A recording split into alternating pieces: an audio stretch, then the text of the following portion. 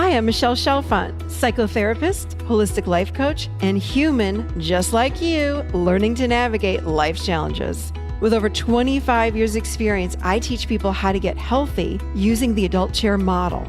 The adult chair model is where simple psychology meets grounded spirituality, and it teaches us how to become healthy adults. From anxiety and depression to codependency and relationship issues, you can use the adult chair for just about anything.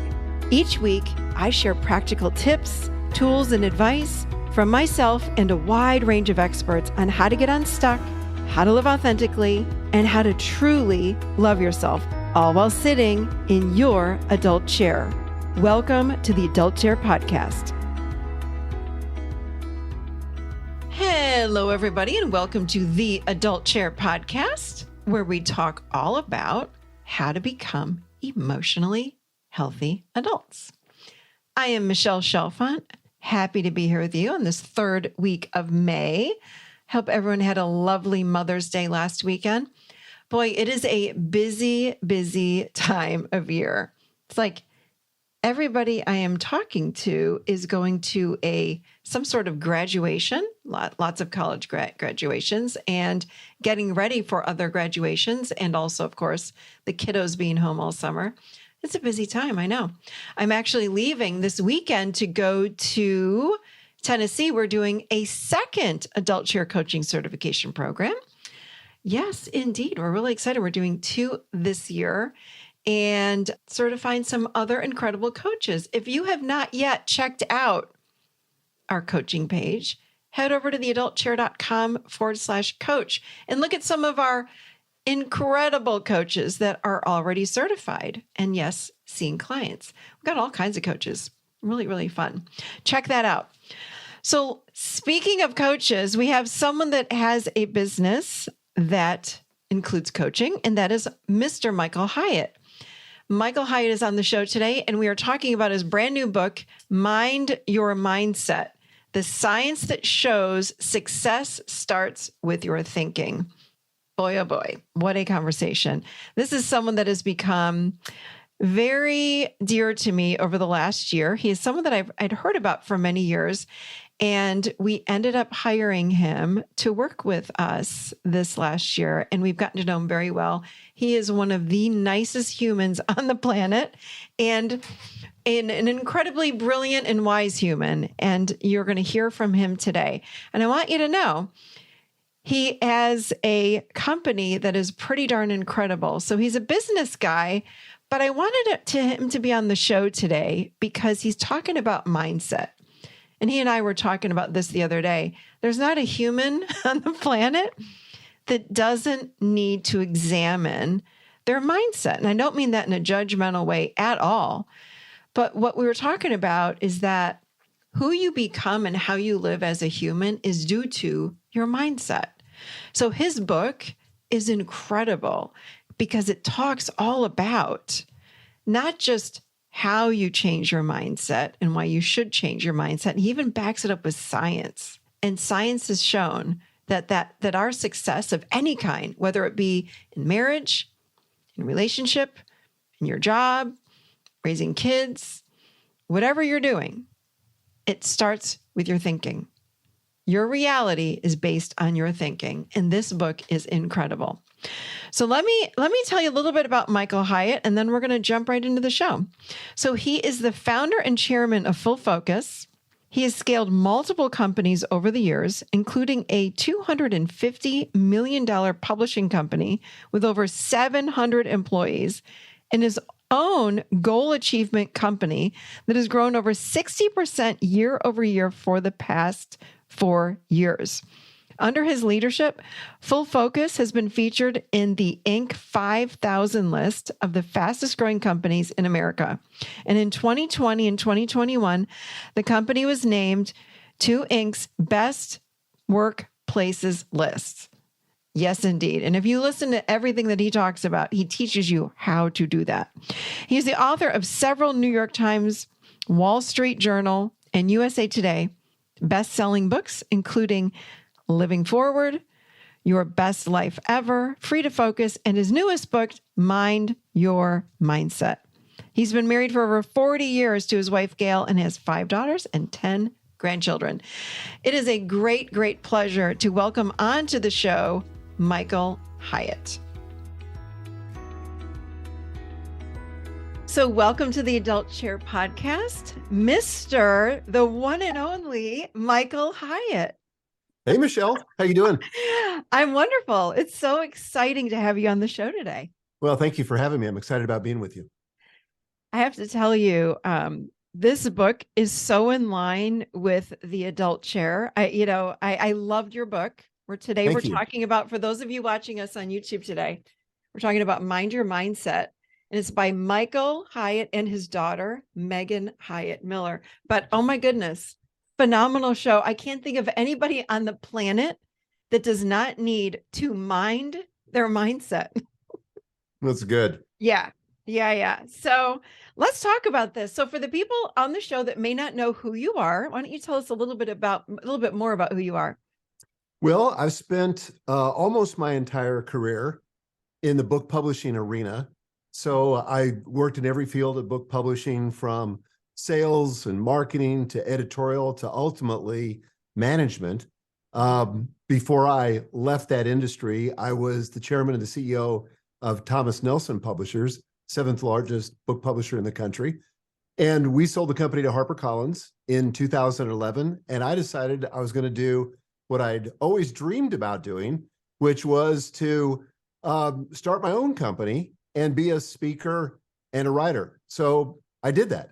And I thought that I would just be a solo entrepreneur initially. And that lasted about 3 months. And then I started building a team. So Wow. Today we've got about 35 employees. Mm-hmm. And we're located in Franklin, Tennessee. We have 2 major product lines: the Full Focus Planner, which is a tool, an analog tool, just a physical planner that enables people to achieve their goals and be more productive. And we've sold about 1.2 million copies of that. And then in addition to that, we have a large, robust business coaching business, which, as you know, Michelle, because we are in a coaching relationship, I love that. There's nothing I would rather do than coach. Yeah. And you're an incredible coach for sure. You have when I lived in Nashville for so many years, I of course had heard about your name. I don't know of anyone in Nashville that doesn't know of you, but anyone worldwide at this point that doesn't know your name, but specifically in Nashville, your name is around town. And then moving here to Charlotte, I don't know, it was like divine timing how this all came together, but I've had the pleasure of working with you almost a year now, and it's just been life-changing for me. So well, thank you. Yeah. So I'm curious. So you started your company in 2011. I did. Wow. It has grown exponentially in the last, what is that? Like, that's not very long. That's 12 years. I was going to say, that's not even 15 years. And you've got 30 some employees, and wow. And I have to say, the Full Focus Planner is phenomenal. Anyone, and they can get this on Amazon, correct? They can, but you get it cheaper from our store. Okay. So if you go to fullfocus.co, then there'll be a link to the store there, and you can get it there. So the ones that are on Amazon, we don't actually directly sell there. Those are people that are buying them from us and reselling them at a profit. Got it. Okay. Yeah. And it really is, like, for somebody that is wanting to organize their life and really get some goals down and accomplish goals, because it's one thing to get your goals down. Another thing is accomplishing them. Totally. And that's what that planner really helps you do. So cannot recommend that enough. Thank you. So I'm also curious. You also said, so you've written all of these books, 12, is it 12 books? I've lost count. I think it may be more like 15. Okay. Since 2011? Yeah. Wow. A lot of books. Okay. It's basically a book a year, but we've done about 6 self-published books for our clients. And those are a whole lot less work. And in terms of what's called trade book publishing, books that are going to appear in retail stores and all that, it's been much fewer than that. 8, 9 of those books. So that's incredible. One a year. Incredible. So I want to talk to you about this book of yours, which I absolutely loved. It's very much in line with the Adult Chair. As I was reading it, I was like, oh my gosh. First of all, it's such a great book because I love how you wove through the whole book so many stories. Mm, Anyone on the planet will relate to your stories. Like it was a really thank you. fun read. And I like that it's, of course, research backed. Um, so tell us a little bit about, because I like the subtitle, The Science That Shows Success Starts with Your Thinking. Well, Yeah, talk to us several about that. years ago, and I've had a coach for 20 years. Hmm. And one of the best coaches I ever had, I hired in 2003, all the Hmm. way through the Great Recession. And one of the things that she taught me was that success begins with your thinking. She said, you know, if you don't like the results you're getting, then you probably need to take different actions. Hmm. But the problem is our actions are informed by our thinking. And so if we have limiting beliefs, if we have some other kind of snafu in our thinking, it's going to show up in our actions and it'll ultimately show up in our results. So in many ways, this book, Mind Your Mindset, The Science That Shows Success Starts With Your Thinking, is kind of the prequel to everything else we've done. Mm. Because we always, whether it's goal achievement or productivity or vision casting or whatever else we teach and write and coach to, that all begins with the mindset component, because getting your thinking right is about 90% of anything. If you have the right thinking, you'll eventually take the right actions that lead to better results. But if your thinking's screwed up, that's not going to happen. Yeah, this is something that I firmly agree with you on. I believe in this, and I also share this a lot, is that if you don't like your reality, you have to look at your thinking. Like, Yeah. what are you thinking? What are your beliefs? What are your limiting beliefs specifically? And Yes. I think we live in a world where we want, we look outside of self instead of looking inside of self for changing our reality. We want to blame So others a true. lot of times, like, well, I'm like this, my reality is like this because of that person out there, or that thing happened to me. And I was one of those people. I think I carried around the fact that I was codependent because of my mother for most of my life until I was in my 30s. And then I realized, like, I got to stop telling that story because it's keeping me stuck. And it's not that it wasn't true, it was that it was inhibiting me from moving forward. And what I liken it to, I used to use this with my clients actually. What I realized was, is I was carrying around what I call a cement suitcase. It was like I was dragging it around with me. Like that story was not helping me at all. I'm like, why am I carrying this around? I was stuck in victim and I was stuck in this state of blame. I'm like, it doesn't help me. And the moment that I changed my thinking around that, my life started to change, like immediately started to change. So, And it's hard to do, right? Because, mhm, you know, our thinking, we just think that what we think is reality. mhm, And so to become self-aware about our thinking is really challenging. And that's why the first step, and we have 3 steps in the book, the first step is to identify the story. So mhm. can I tell you a story? Yeah, Uh, please. so back when I had this coach, Eileen, I dedicated the book to her. And in the middle of the Great Recession, it was like September of 2009. And she flew into Nashville and met for an entire day with me once a month.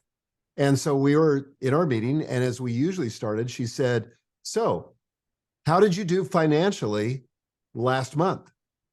And I said, well, we missed our budget. She said, by how much?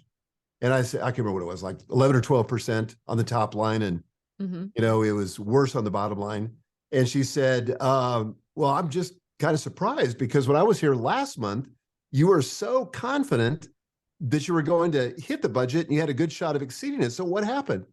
And I was a little bit irritated by the question, frankly, because, and I felt defensive, Yeah. but I said, well, Eileen, I said, first of all, we're in the middle of a big recession and foot traffic at retail in the bookstores has been greatly diminished. Consumer confidence is at an all-time low and people just aren't buying stuff. I said, and added to that, the whole social media thing, none of the marketing that used to work is still working. And we haven't quite figured out the social media marketing thing. So marketing is kind of goofed up. And then I said, and if that's not enough, you know, we've got the Amazon Kindle and digital publishing and what that might mean, you know, for us in our industry to contend with. And we're trying to find our way there. So yeah, she said, okay, well, I get that. Uh-huh. But then she asked me this question. She said, what was it about your leadership that led to these results? Ooh. And she was not afraid to ask tough questions. Oh, that's good. And it was a great kindness Mm-hmm. for her to ask that question. So I, of course, got defensive and I said, Eileen, really? This had nothing to do with my leadership. This has everything to do with the macro environment, all the stuff I'm pointing to. Because of course I was playing the victim, right? Right. And she said, look, I get that the recession's a factor. Everybody's contending with that. Mm-hmm. I get that, that this whole marketing thing, a lot of people are contending with that, digital publishing, everybody in your space is contending with that. But what was it about your leadership? And so I went back through the thing again. So she says to me, look, clearly you're not getting it. She said, let me ask it a different way. She said, if you could go back 30 days into the past, is there anything you would do differently in terms of the way you led? Well, I totally took the bait. I said, well, of course. He said, well, like what? And I said, well, first of all, I would have met with the sales staff every day to make sure that we were on track to meet or exceed the budget by the end of the month. And she said, okay, great. What else? I said, honestly, I think I would have gone on that sales call to Walmart because I think having the presence of the CEO there, and I said, I'm pretty good at selling. And I said, I really think I could have influenced them to buy more of our product than they ended up buying. She said, well, what else? And so I gave her 3 to 5 things. And she said, okay, so what you're saying is that it was about your leadership. And I said, you're right. It was about my leadership. But here's the cool thing. As long as I was the victim, I was powerless. Mm-hmm.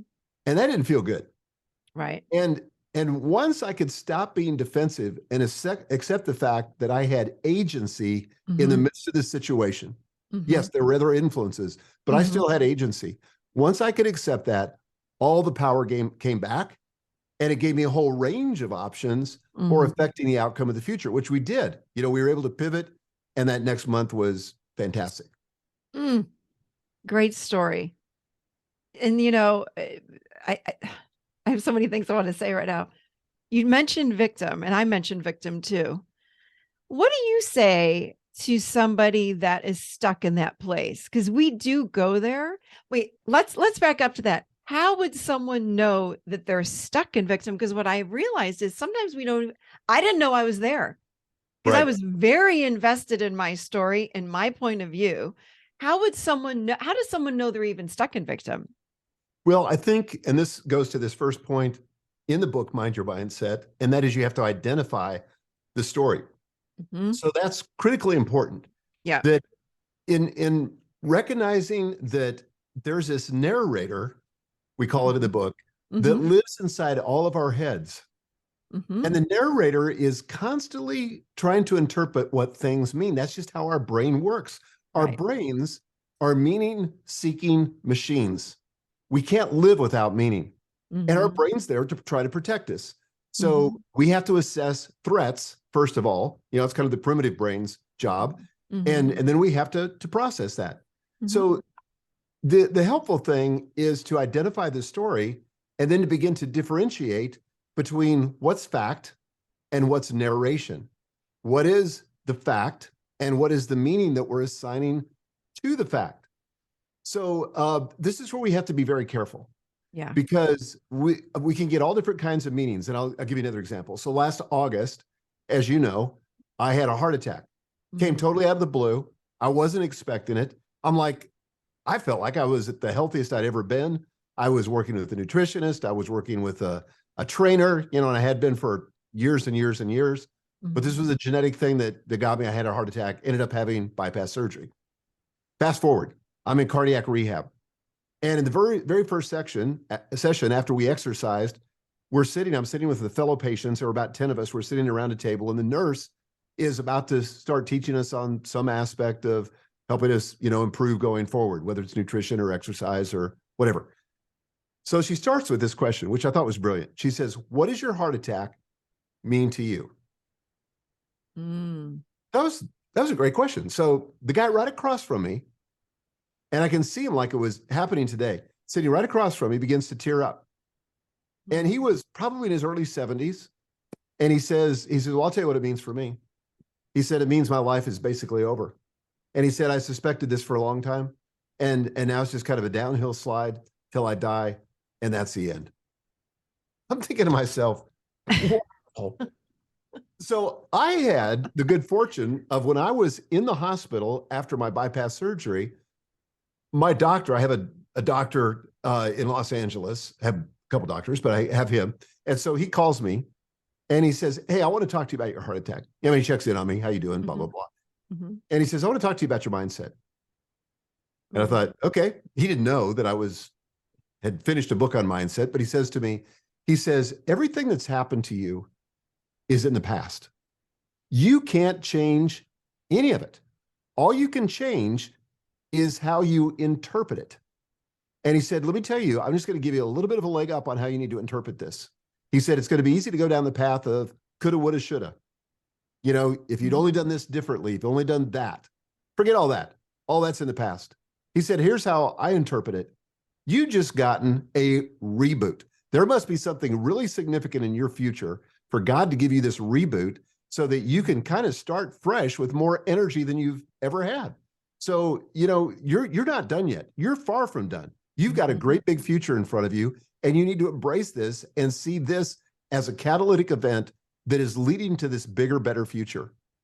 Oof. So anyway, I shared that with the group in my cardiac rehab. I said, well, here's what my doctor said to me. And that's honestly what I think. This is a great opportunity. It's a gift.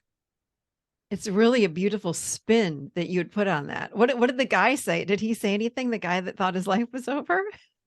Well, he just listened.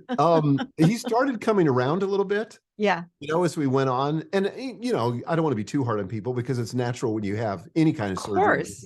Yeah. Heart surgery, you could get discouraged or maybe even a little depressed, and that's normal. And I think that for most people, like if in your case where you were codependent upon your mom, I grew up in an alcoholic home where my dad was an alcoholic, and there was some trauma associated with that.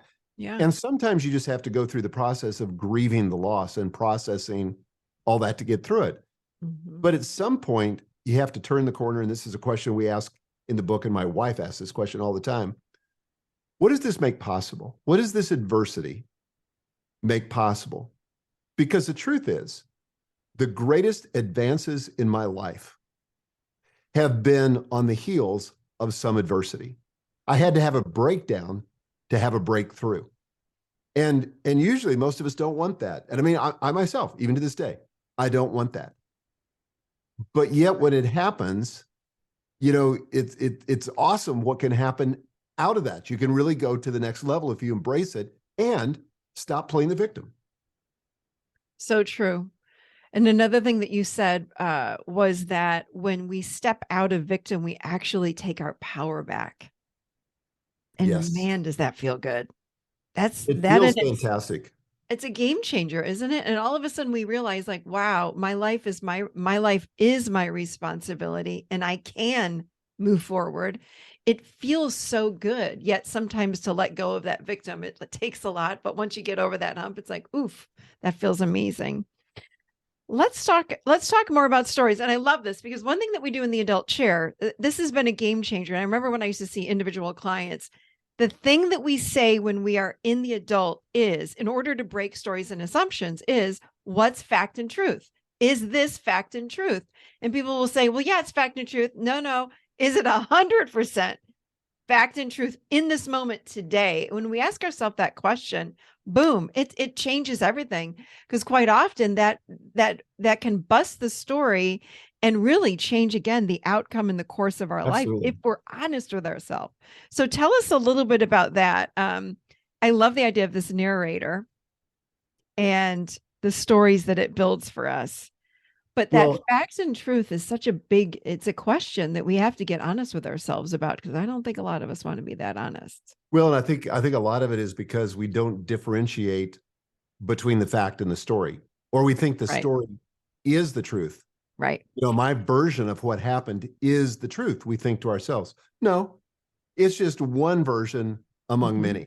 Yeah. So people can have different spin, a different story that they build out of a negative thing. So I've got a good friend of mine, Dan Miller, tells the story of growing up Mennonite in the Midwest. And Mennonite's kind of like Amish, not quite that extreme, but very similar. And he said, you know, he says, I heard him say this from stage. He said, I grew up in this very oppressive religious environment where, you know, we weren't allowed to associate with the outside community. We didn't have a TV or a radio in the home. We certainly didn't have any even phones in the home. You know, it was just, we didn't have anything to do, you know. He said, or I grew up in this amazing tight-knit community where I knew beyond a shadow of a doubt that my parents loved each other and they loved us. And instead of being sidetracked by media and other kind of frivolous things, we had these amazing conversations in the evening. We played games. Our family was everything, and the community was everything. And when we needed something, our neighbors showed up to help us. And when they needed something, we showed up to help them. I can't imagine a better background for going into this next phase of my life as an adult. Well, those are two different versions, but the exact same fact set. Yep. Right? Yep. And you get to choose what story you're going to tell yourself, because the story you're telling yourself maybe has a little bit of truth mixed in with it. But what you're looking for, and we have a whole self-coacher worksheet that's in the book, and we work you through it in the book. But basically, it's identifying those facts first. Okay, what happened? And this would be like, what's in a police report? Or what's in some kind of, you know, report you'd get from your accountant? What are the facts? Now you can ask the question, what does it mean? And that will be that voice in your head that will usually be doom and gloom, because again, your brain's job is to protect you. And so if it's a possible threat, they don't want to downplay it. The narrator doesn't want to downplay it. And so we'll dial it up. And sometimes you have to just take a deep breath and go, okay, that's not the end of the world. That's not the end of my life. You know, this is just a fact, and I can handle it, especially if I own it and can take responsibility and not be the victim. And again, it feels so good when we go there and we choose those thoughts. And sometimes it's hard, you know, it's so hard because we want to stay invested in that story. But holy moly, does it feel so good. Someone that works with us that that someone that was renting a home, and her landlord it was like the girl next door had said something about her, and the landlord found out, and then the landlord said, you have to be out of this home in 30 days. And it was the worst thing ever. Or when we were talking about it, I said, what a gift. It's time for you to go buy a house. Let's go. Like, it's time. And she ended up going and buying a house in Franklin, and it turned out beautifully. But yeah, like we have to be willing to take that right turn with our mind. We've got to pick the story or the truth that feels best. It's like, I'm going this way. There's a blessing in disguise here, and we've got to look for it. That's right. We've got to look for it. And that's where in step 2 in the book, you know, we identify the story. Okay, this is a story. Probably some of it's fact, some of it's my interpretation of the facts. Then step 2 is we're going to interrogate the story. So we're going to really decide, okay, what is fact? And let's literally write that down, and then ask ourselves the question, is that the best, most empowering interpretation of what happened? Or is there something else? Like, I think even, you know, growing up in an alcoholic home, I was angry and bitter and resentful for much of my life about that. And I just didn't have a lot of respect for my father. And I was frustrated by my dad. And I, you know, came to the point where I didn't really want to see him. But then I got to the point where I said, you know what? God didn't give me the dad I need. Or excuse me, God didn't give me the dad I wanted. Yeah. God gave me the dad I needed. Yes. And because the truth is, I would not have the drive that I have today.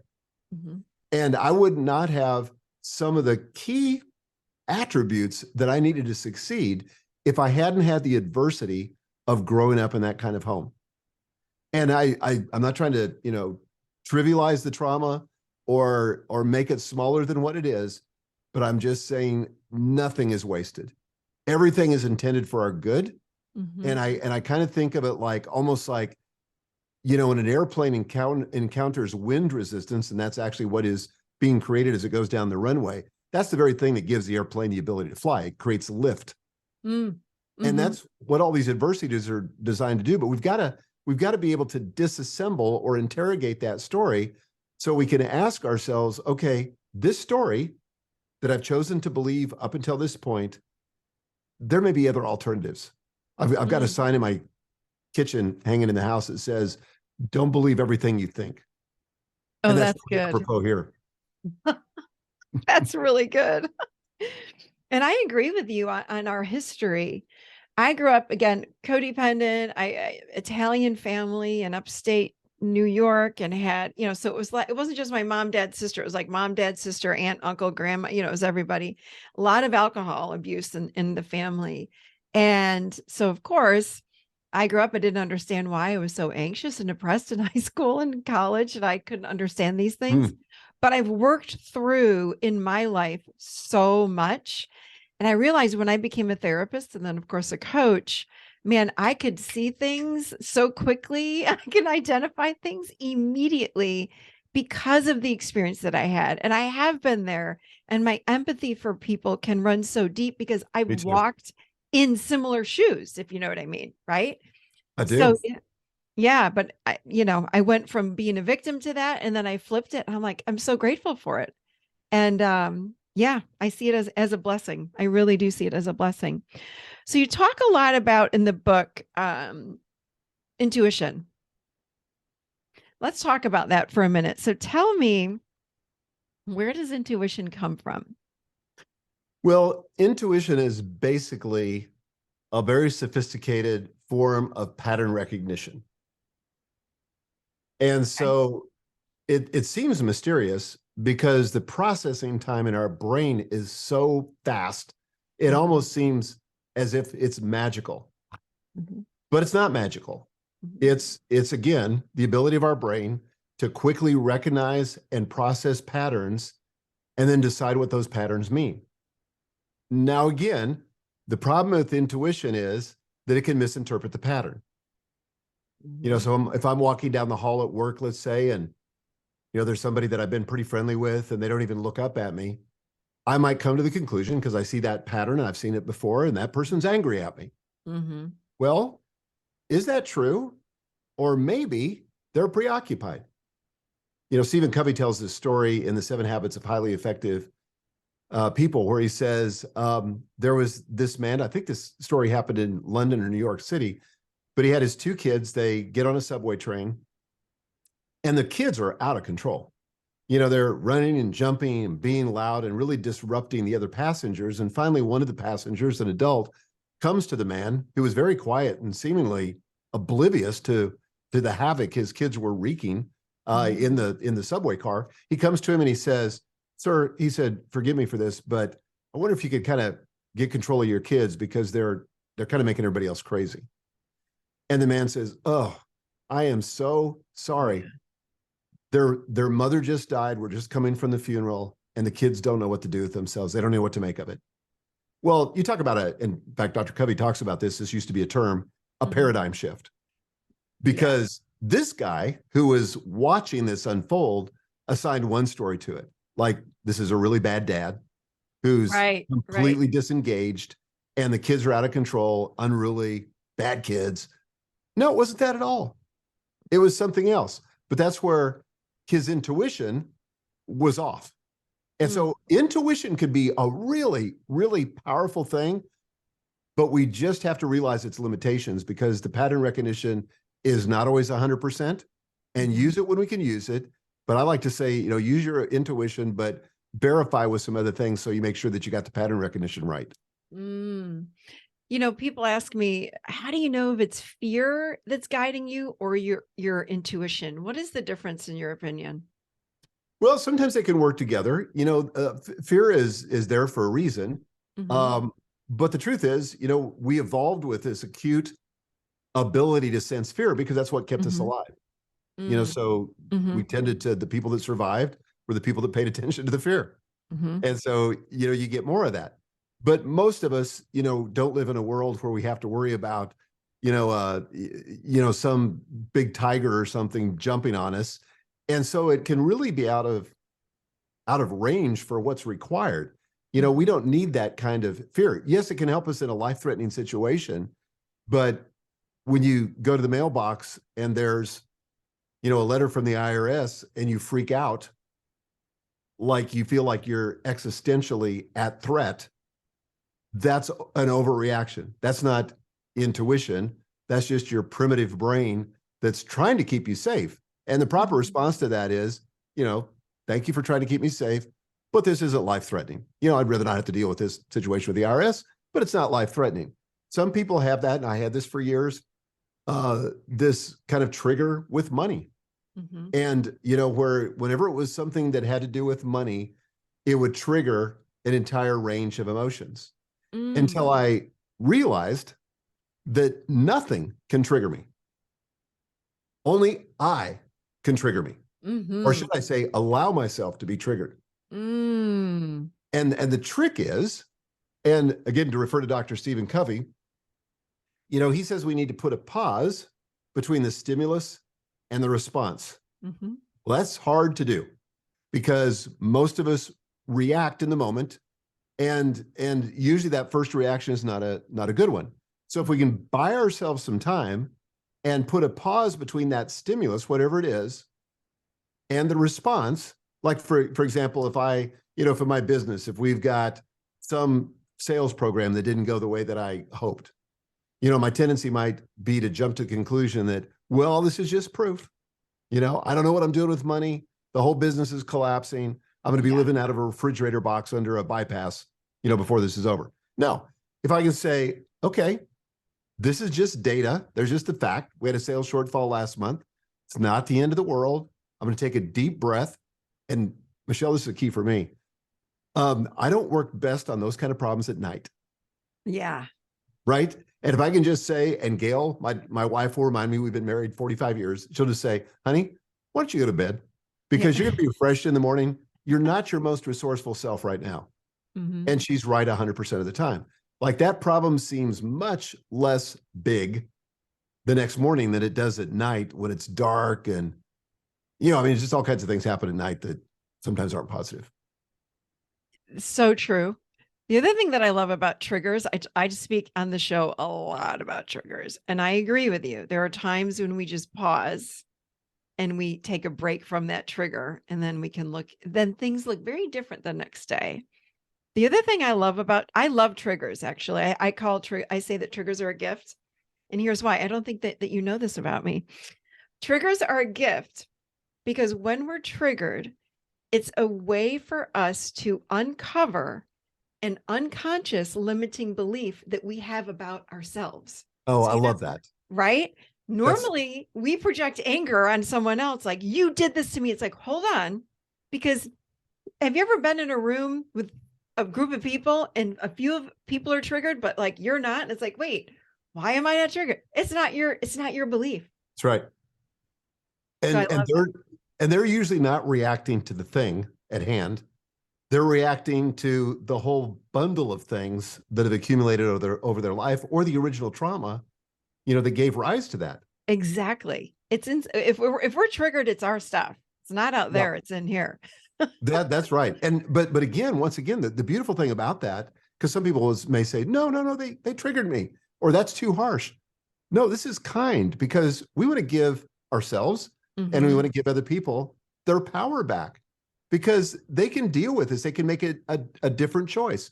And Right. one of the things we learned about the brain science, and this being a psychotherapist, is that you cut these neural pathways in your brain Mhm. through your habitual thinking and your habitual actions. Mhm. And so that trigger is nothing more than a neural pathway that your brain by default runs down when you encounter that stimulus. But guess what? That neural pathway can be cut in a different groove. You can create a new neural pathway, and it takes a lot of work at the beginning. Sometimes neurofeedback is good for this. There's a lot of things that can help with this, but you need a neural pathway, new neural pathway, hard to say. Mhm. And over time, that can become your default reaction. And that's what we're after. So true. In my 20s, I was very trigger happy. I was trigger, my emotions were like, "Dit, dit, dit, dit, dit," and that's not my life anymore. But I have looked so hard at my triggers. And now when something comes up, I'm able to do what you're talking about, which is I invite in a pause. I go, hold on, slow down. And that's the thing too. It's about slowing down. I think when we're in our Mhm. mind, it's so quick. And now I go, wait, slow down. What's going on? What's coming up? What's happening? And then I take a pause and then I can examine that. Yes. And that's rewiring the brain, like you're saying. I love that. I love that. I love, you also talk about in the book, taking breaks to help with that. And there's a quote. I love it.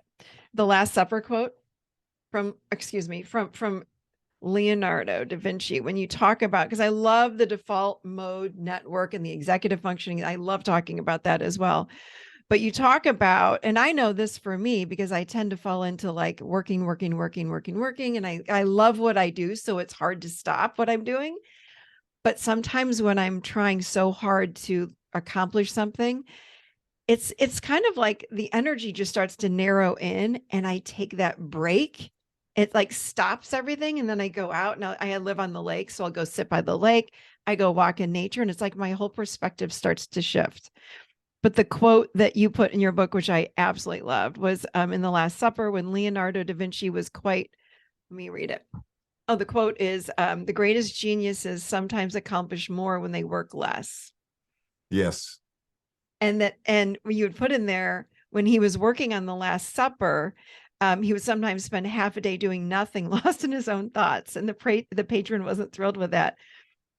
But when we do this, it is rewiring the brain. Like we It are is. actually rewiring the brain and then we gain new perspectives. Can you talk at all about that? Because that was powerful for me. I love that. Well, stress is antithetical to good creative thinking. Yep.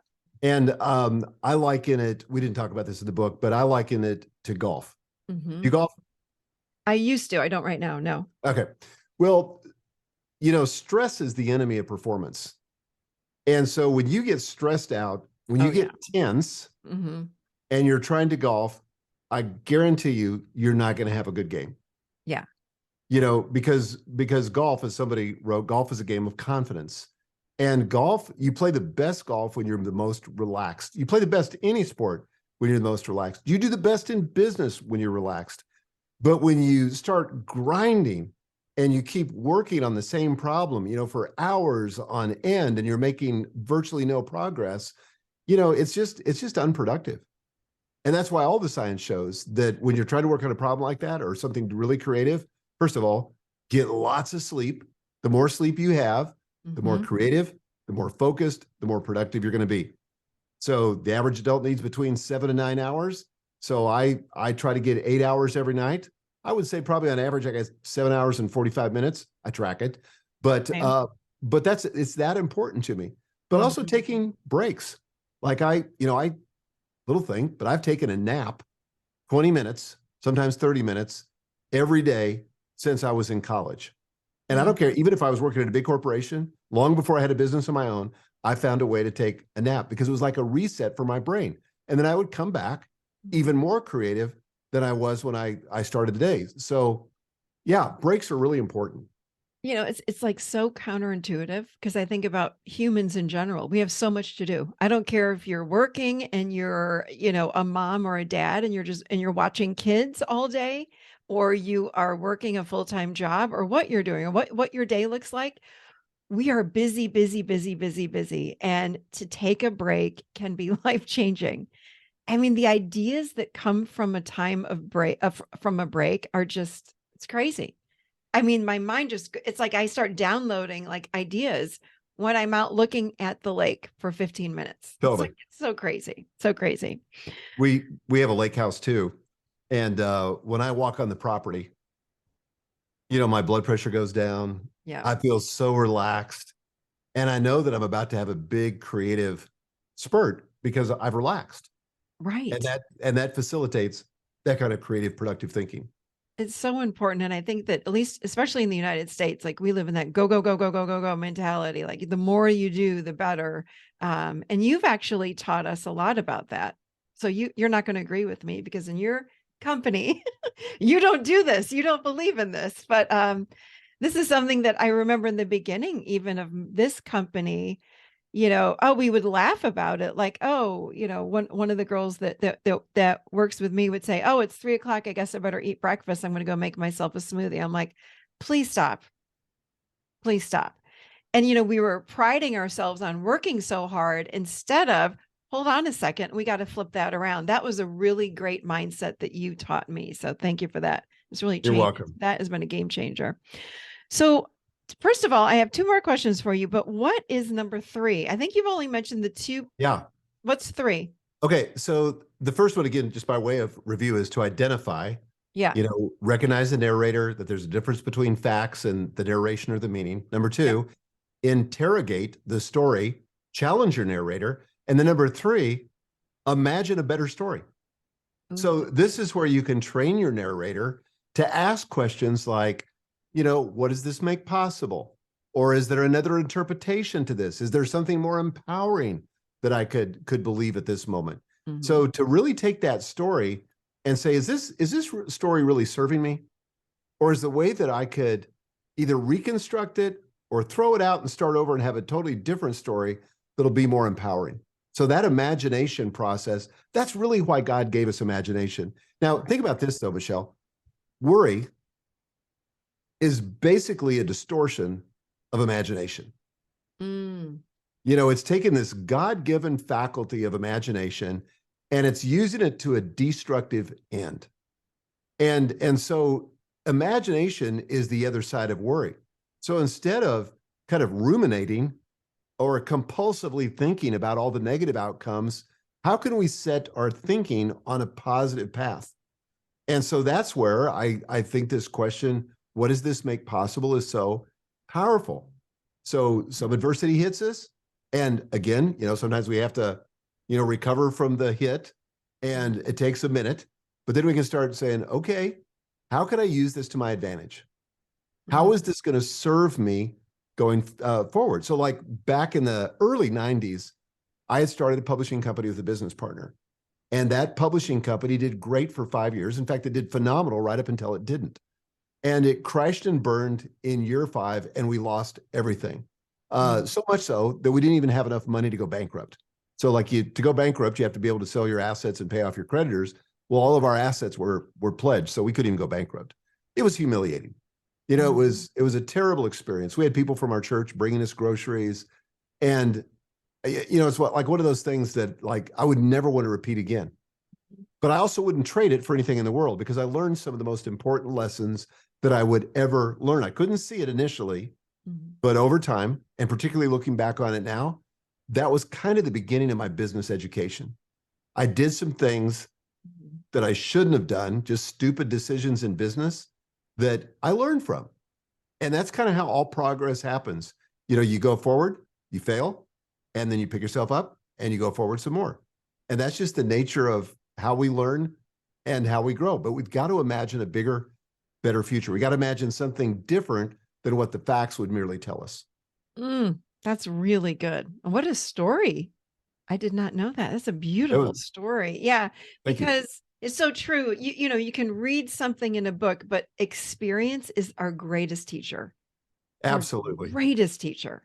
But we have to have, I was just saying to some clients today in a coaching session that we've got to have a way to metabolize failure. And until you have the ability to powerfully metabolize failure and turn it into something stronger, you're going to be at the victim of failure. Failure is going to keep knocking you down. So once you can take a hit and emerge more powerful, you become unstoppable. And that's the game. So we've got to have a process for doing that. And much of that is the story we tell ourselves about that failure. That's why I've always said to my kids, and why do I say to myself, there is no failure, there's only feedback. And all that feedback gives us the opportunity to grow and develop and become unstoppable. So I like that. How do you metabolize failure? Would you say that your 3-step process is that process, or is there something else? Yeah. I think it's a way to metabolize failure so that you become successful. And that's really what this book, Mind Your Mindset, is about, is how can I use the way that my brain naturally works, and what does the science say, so that I can not just metabolize failure, but so that I can take the raw material that can lead to a sense of failure and actually use that to my advantage so that I become even more successful. in my personal life and in my business life. Mm-hmm. Mm-hmm. And my next question was that the end goal of why you even wrote this book? Is what are you wanting readers to get out of your book? Thank you. Great question. I really think to see that kind of what the subtitle says, success starts with our thinking. Mm-hmm. And if we can kind of get inside of our own heads and begin to affect our thinking, anything becomes possible. I mean, think of the greatest entrepreneurs, the greatest coaches, the greatest therapists, the greatest artists, the greatest people in any field. Is it because they have more experience? Maybe. Is it because they're smarter than we are? They have more natural intelligence? Maybe. Is it because they have better contacts? Maybe. More capital? Maybe. No, I would say that 90% of it is they think differently than the rest of us. Yep. I agree. That is beautiful. I really, really agree with you. It doesn't matter. All those other things don't matter. It really comes down to our mindset. It does. Really comes down to mindset. Can you, I'm going to add one question because you brought it up Okay. on money. Money is such a trigger for people.